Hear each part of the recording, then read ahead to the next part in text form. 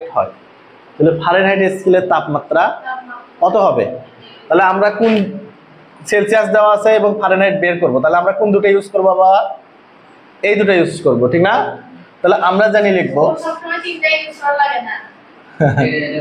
তার জন্য তো পদার্থ বিজ্ঞান। আমরা জানি কি বাবা, টিসি বাই 5 ইকুয়াল কি টিএফ মাইনাস 32 ডিভাইডেড কত 9, ঠিক না? তাহলে বা এখানে দেখো সেলসিয়াস স্কেলের মান দেওয়া আছে না? তাহলে সেলসিয়াস স্কেলের মান কত?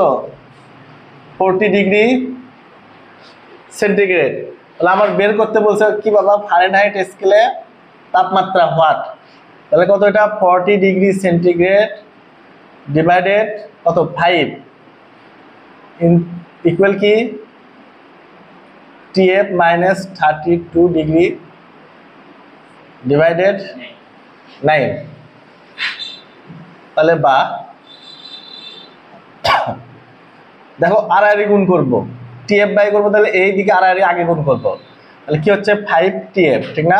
পাশে নিয়ে গেলে কি হবে প্লাস না বাবা? দেখো এই মাইনাস ওই পাশে নিয়ে গেলে কি হবে প্লাস, তাহলে 5 TF equal 360 degree plus 160 degree. তাহলে বা টেম্পারেচার অফ ফারেনহাইট ইকুয়াল, এই দুটো যোগ করলে কত হয় দেখো তো? 520।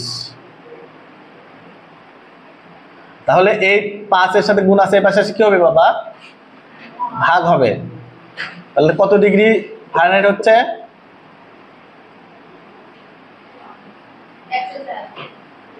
104 ডিগ্রি ফারেনহাইট।